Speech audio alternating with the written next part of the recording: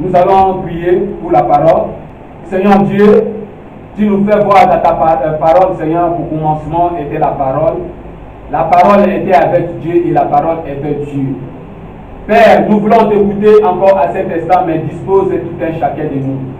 Que cette parole, Seigneur Dieu, puisse changer la vie d'une personne. Que cette parole, Seigneur Dieu, puisse amener du nouveau dans la vie d'une personne. Que cette parole puisse changer totalement, oh Seigneur Jésus, la vie d'une personne dans le nom précieux de Jésus. Seigneur Dieu, si quelqu'un était venu avec des problèmes, que Seigneur Dieu, tu puisses donner une solution. Si quelqu'un, Seigneur Jésus-Christ, n'avait pas la paix, que Seigneur Dieu, tu puisses donner la paix et la paix que ce monde ne sait pas donner. Père, manifeste-toi, Seigneur. Si quelqu'un, Seigneur, avait des blessures intérieures, que Seigneur Dieu, tu puisses cicatriser cela dans le nom précieux de Jésus. Père éternel, si quelqu'un était malade, que Seigneur, avant qu'il puisse rentrer ici, qu'il puisse trouver la guérison dans le nom précieux de Jésus. Papa, je lève ton nom, car tu es le maître absolu. Père, tu n'as jamais quitté un endroit sans pourtant agir. C'est pourquoi, Papa, je lève ton nom, je bénis ton nom dans le nom précieux de Jésus. Ainsi nous disons Amen. Amen. Acclamons notre Seigneur. Alléluia. Amen. Je disais que nous intitulons notre thème Marcher avec Dieu. Mais pourquoi on se pose des questions? Pourquoi nous devons marcher avec Dieu?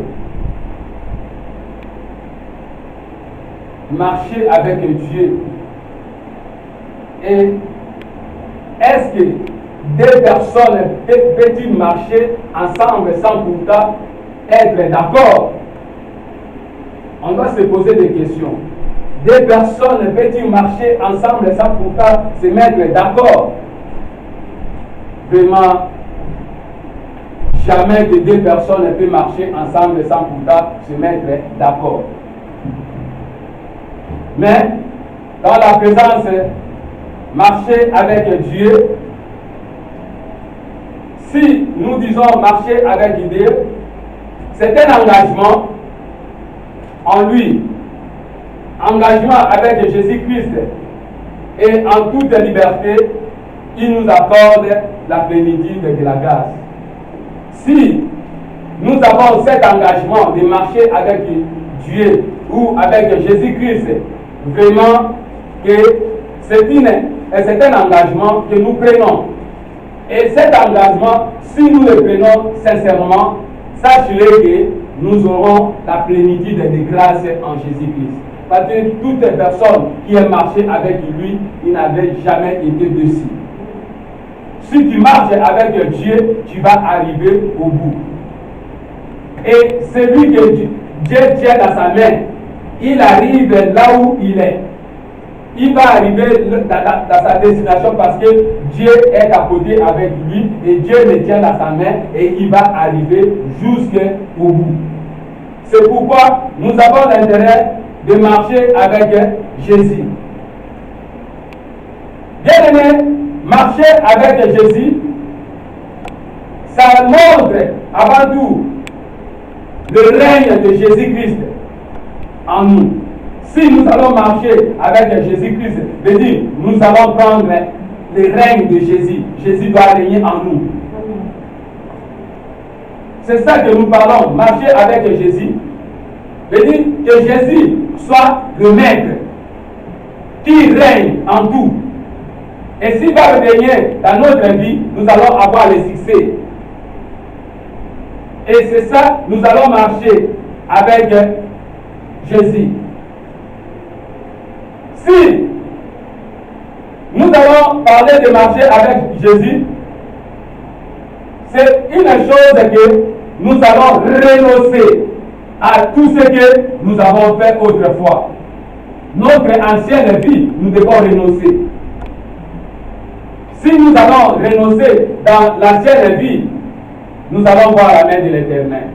Parce que jamais nous pouvons marcher avec Jésus-Christ sans pourtant renoncer à notre ancienne vie. Mais si nous allons marcher avec Jésus-Christ, nous devons renoncer dans l'ancienne vie.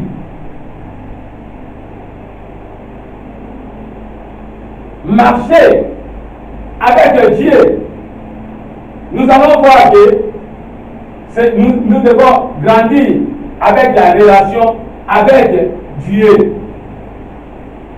Parce que si nous marchons avec Dieu, nous allons grandir dans la relation avec Dieu. Nous allons grandir dans la relation avec Jésus-Christ. C'est ça que nous allons marcher avec lui. Mais si aujourd'hui nous n'allons pas vraiment grandir, nous allons rester comme des bébés spirituels, là, même je crois bien que nous n'allons pas faire chemin avec Jésus-Christ parce que nous sommes restés staticaux. Or, nous devons avancer pour marcher avec Jésus-Christ. Marcher avec Jésus-Christ, c'est avoir l'assurance totale. Parce que si aujourd'hui nous marchons avec Jésus-Christ, nous aurons l'assurance. Et nous savons que Jésus-Christ est là, il va nous protéger. Jésus-Christ est là, il va nous bénir. Jésus-Christ est là, il va faire tout pour nous parce que nous marchons ensemble avec lui et nous aurons la sécurité. Marcher avec Jésus-Christ, nous allons voir que avoir l'obéissance à la parole du Seigneur. Et si nous allons marcher avec lui, nous allons respecter la parole du Seigneur. Nous serons obéissants à la parole. Mais si on n'a pas cette obéissance, sachez-le que nous n'allons pas marcher avec Dieu. Parce que deux personnes ne peuvent pas marcher ensemble sans pourtant être d'accord. Et marcher avec Jésus-Christ, nous devons être obéissants et Jésus-Christ va prendre plaisir. Bien aimé, si nous regardons notre texte que nous venons de lire, Jésus-Christ, quand il s'est présenté, et normalement, il s'est présenté, nous devons quand même suivre Jésus-Christ. Comment nous devons suivre Jésus-Christ? Mais, bien aimé, si aujourd'hui tu as besoin de suivre Jésus-Christ, tu vas renoncer à ta vie passée. Et si tu ne sauras pas renoncer à ta vie passée, ça sera difficile de suivre Jésus-Christ. Il y aura toujours des fiascos. Pourquoi? Parce que tu as encore des séquelles du monde. Tu as encore des séquelles de la vie antérieure. Jésus-Christ, il les fait voir que regarde le renard a une tanière, l'oiseau a le nid, mais le Fils de l'homme n'a pas de nid. Vous qui voulez me suivre, je dis, il faut prendre en conséquence. Il faut prendre en conséquence ce que vous êtes en train de dire. Tout ce qui va arriver en vous. Et bien aimé, prendre l'engagement de suivre Jésus-Christ, ce n'est pas facile. Mais, sachez-le que, en risquant, nous aurons quand même la vie éternelle. En risquant, nous aurons les succès. En risquant, nous aurons vraiment l'élévation. En risquant, nous allons entrer dans nos destinées parce que nous avons suivi Jésus-Christ.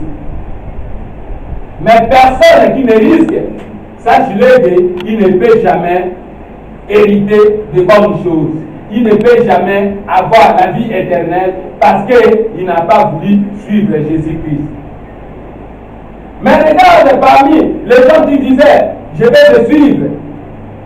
Mais Jésus-Christ appelle certaines personnes, viens, suis-moi. Mais d'autres personnes commencent à dire, attends-moi, je vais avant tout dire au revoir à ma famille. Je vais avant tout aller signaler à ma famille que je vais te suivre. Or, Jésus-Christ le dit que celui qui met sa main dans les chariots, il ne peut pas encore regarder par derrière.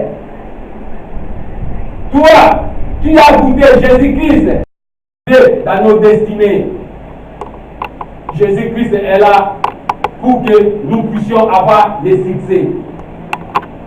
Marcher avec Jésus-Christ, sache-le que tu as de l'espérance.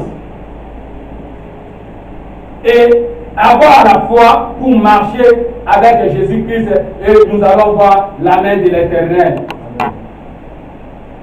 Mais nous devons savoir que des conditions que Jésus-Christ doit régner dans ta vie.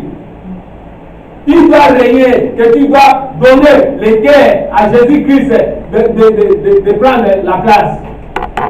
Que Jésus-Christ puisse prendre une place primordiale dans ta vie. Alors que tu vas avoir le succès. Si tu vas renoncer dans tout ce que tu as fait autrefois, sache-le que Jésus-Christ va manifester sa grâce, sa puissance dans ta vie. Si tu vas grandir dans la présence du Seigneur, si tu vas grandir dans la parole du Seigneur, tu vas voir l'élévation. Parce que la Bible nous fait voir que mon peuple périt par manque de connaissances. Mais en Jésus-Christ, vous devez apprendre, vous devez grandir. Parce que vous ne devez pas rester toujours des bébés spirituels, mais vous devez changer des étapes.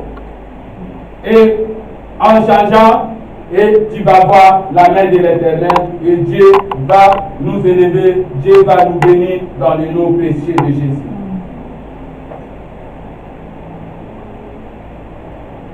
Bien-aimés, il y a trois principes majeurs pour marcher avec Jésus-Christ. Trois principes majeurs pour marcher avec Jésus-Christ. Et si tu vas respecter les trois principes, tu vas voir la main de l'Éternel. Le premier des principes plutôt, nous allons voir que devenir des mains de Jésus-Christ. Tu dois faire de Jésus-Christ, tu deviens des mains de Jésus-Christ, là où Jésus-Christ va habiter. Et si tu vas faire ton corps comme des mains de Jésus-Christ, je sais bien que tu vas voir la main de l'Éternel. Comme la Bible elle-même nous fait voir dans le livre de 1 Corinthiens 3, de 16 à 17. Ne savez-vous pas que votre corps est le temple du Saint-Esprit? Et si réellement nous allons prendre notre corps comme le temple du Saint-Esprit, nous allons faire Jésus-Christ comme notre demeure, nous allons voir la main de l'Éternel. Parce que maintenant, ce n'est pas toi qui vis, mais c'est Jésus-Christ qui vit en toi. Et si réellement Jésus-Christ vit en toi, tu vas voir la main de l'Éternel. Et c'est maintenant celui qui prend la direction de ta vie, c'est lui maintenant qui prend le relève de ta vie, c'est lui maintenant qui continue à te conduire. Et quand Jésus-Christ continue à te conduire, bien aimé, sache-le que tu as l'assurance totale. Et tu vas réussir dans tout ce que tu vas entreprendre parce que Jésus-Christ est avec toi. Alléluia. Amen. C'est comme on nous fait voir dans le livre de l'Apocalypse que Jésus-Christ est en train de frapper dans ta porte. Il est en train de frapper dans ta porte. Si quelqu'un ouvre, il va entrer et demeurer avec lui. Il va souper avec lui et il va demeurer dans sa maison. Bien aimé, on va se poser des questions. Que c'est Jésus-Christ. Il est en train de frapper dans quelle porte? Je ne sais même pas la porte que Jésus-Christ est en train de frapper. Mais c'est dans ton cœur. La parole que tu es en train d'attendre jour et nuit.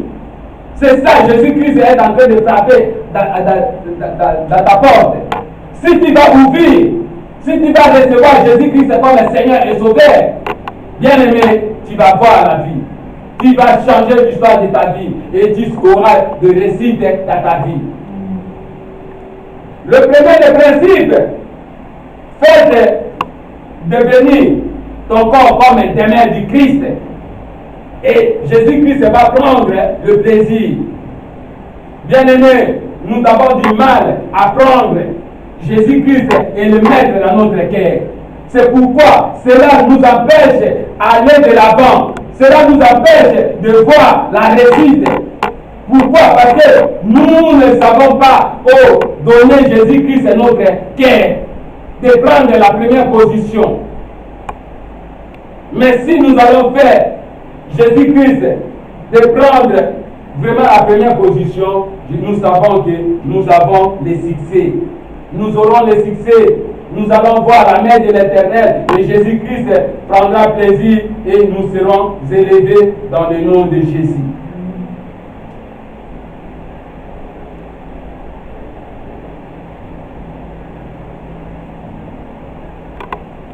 Dans le livre de 1 Pierre 2, verset 6, on nous fait voir quoi? Celui qui dit qu'il demeure en lui doit marcher aussi comme il a marché lui-même, Jésus-Christ. Et si aujourd'hui nous allons vraiment marcher comme Jésus-Christ lui-même, il a marché sur la terre, parce que c'est lui notre maître, c'est lui vraiment qui nous montre les chemins. Et si nous allons marcher selon la façon dont Jésus-Christ avait marché, nous allons avoir les succès. Parce que Jésus-Christ, c'est notre modèle. Jésus-Christ, c'est lui qui nous a montré le chemin. Car il est le chemin qui amène au Père. Et si nous allons marcher selon ces préceptes, nous allons voir la main de l'Éternel, nous allons voir les succès et nous allons voir la réussite totale dans notre vie. Dans le livre de Jean 15, verset 4, il dit, demeurez en moi et je demeurerai en vous. Comme le sarment ne peut lui-même porter du fruit s'il ne demeure attaché au cep. Bien-aimés, si aujourd'hui nous voulons avoir des fruits, nous devons demeurer à Christ.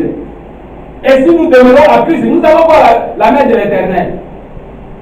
Et si nous faisons Christ notre dernier, à ce moment, nous allons voir la main de l'Éternel. Nous allons voir le succès. Bien-aimés, ayez vraiment cette vraiment parole et le mettre dans notre cœur et marcher selon la parole du Seigneur. Nous allons voir la main de l'Éternel et nous serons vraiment bénis. Beaucoup de fois, nous ne faisons pas Jésus-Christ est notre demeure. Et c'est ça qui nous conduit toujours dans des fiascos. Or, Jésus-Christ a besoin de marcher avec nous. Jésus-Christ a besoin de faire de notre corps son demeure. Il a besoin de faire son corps comme un demeure. La marche, marcher avec Jésus-Christ, ça va nous conduire vraiment dans les succès. Bien-aimé, vouloir ou pas, le succès est ton partage. Si toi tu vas marcher avec Jésus-Christ, le succès est ton partage. C'est ça, nous devons avoir cette vraiment, nous devons mettre cette parole dans notre vie courante et nous allons voir le succès, nous allons voir l'élévation, nous allons voir vraiment la bénédiction du Seigneur et nous serons bien bénis.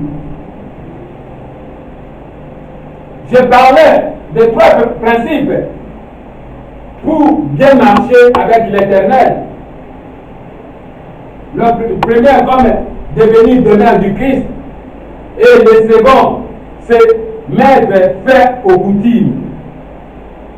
Bien-aimés, si aujourd'hui nous allons mettre fin aux coutumes, nous allons mettre fin à tout ce qui n'est pas du Seigneur, nous allons voir la main de l'Éternel. Beaucoup de fois, aujourd'hui, si nous voyons la limitation, si nous voyons le blocage, et si nous faisons vraiment la rétrospection de notre vie, nous allons voir qu'il y a des séquelles qui sont encore en nous. Le problème de coutume est encore en nous. Le problème, notre ancienne vie n'est pas encore abandonnée. Et chaque fois, le Seigneur n'a pas l'intérêt de marcher avec toi. Pourquoi? Parce que tu as encore les séquelles de l'autre fois.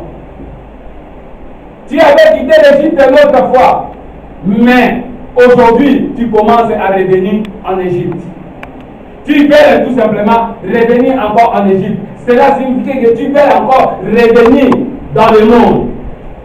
Toi qui avais renoncé autrefois au mal que tu faisais, mais aujourd'hui, tu veux encore revenir dans le mal que tu faisais autrefois. Toi qui avais accepté Jésus-Christ comme Seigneur et Sauveur, mais aujourd'hui, tes pratiques ne sont plus les pratiques des enfants de Dieu. Abandonnons la coutume. Abandonnons des choses de ce monde. Tu as besoin du succès, tu as besoin d'élévation, tu as besoin d'entrer dans ta destinée. Abandonnons des choses du monde. Notre Seigneur va nous bénir, notre Seigneur va nous élever, notre Seigneur va nous assurer la sécurité. Si nous allons marcher selon la parole du Seigneur, nous allons voir la main de l'Éternel. Abandonnons la coutume, abandonnons des idoles, abandonnons de voir des marabouts, abandonnons de voir des gens de mauvaises vies. Mais cherchez à faire des choses plus meilleures, d'avancer en Christ. Jésus-Christ n'a pas besoin de voir un pécheur mourir, mais il a besoin d'un pécheur de se repentir. C'est ça la pensée du Christ. Il n'a pas besoin de voir un pécheur mourir dans ses péchés, mais il a besoin qu'un pécheur se repentisse, qu'il revienne dans son premier amour. Si tu vas revenir dans le premier amour, Jésus-Christ va marcher avec toi. Jésus-Christ sera avec toi. Il va t'accompagner jusqu'à ta destinée. Jésus-Christ va te donner le salut. Car la seule personne qui peut donner le salut, c'est Jésus-Christ. Et c'est ça, nous devons avoir l'intérêt de marcher avec Jésus-Christ. Nous devons avoir l'intérêt de servir Jésus-Christ. Et Jésus-Christ va prendre du plaisir. Jésus-Christ va nous bénir. Jésus-Christ va nous élever.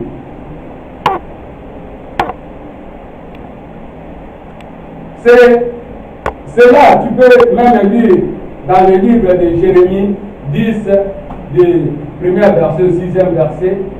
On nous fait voir tout simplement le problème des idoles, car tout ce qu'on fait, ça n'a même pas vraiment de vie.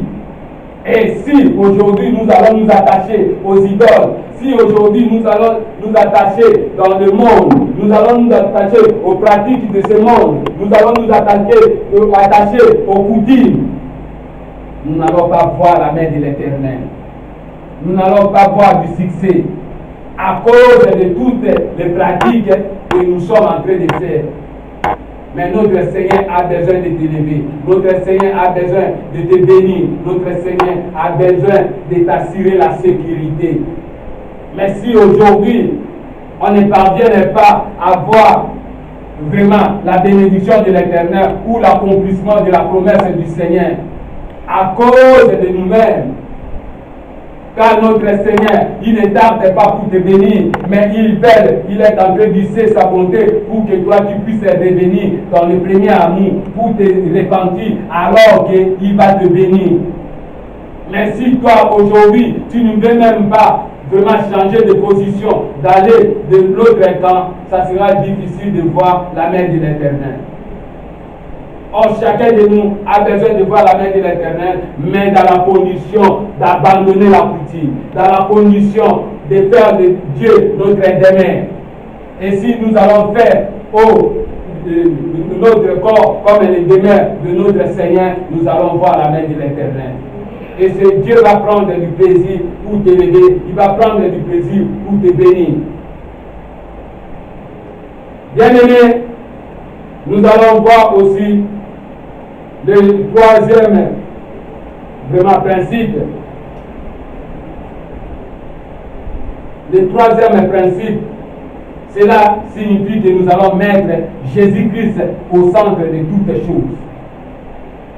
Si tu vas prendre Jésus-Christ au centre de toutes les choses, je sais bien que tu auras toujours des succès, tu auras l'élévation. Bien-aimé, Si nous allons voir dans le livre de Matthieu 6, à partir de 31 au 32e verset, nous allons voir que beaucoup de gens se posent des questions. Moi, je vais abandonner vraiment ma vie. Moi, je vais laisser l'ancienne vie. Mais si aujourd'hui, j'ai laissé mon ancienne vie, comment est-ce que je vais vivre? Comment est-ce que je vais manger? Comment est-ce que je vais boire? Comment est-ce que je vais me vêtir? Et comment est-ce que je vais payer le loyer? Comment est-ce que moi je vais voyager? Parce que j'ai abandonné ma vie ancienne. On se pose des questions. On se pose des questions. Mais Jésus-Christ est là pour prendre ta vie en charge. Sache-le que Jésus-Christ est là pour prendre ta vie en charge. Amen. Mais aujourd'hui, nous nous posons des questions.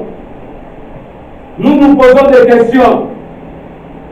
Or, toujours dans ce livre de Matthieu 6, de 33 au 34, on nous fait voir, chercher premièrement le royaume du ciel et la justice de Dieu.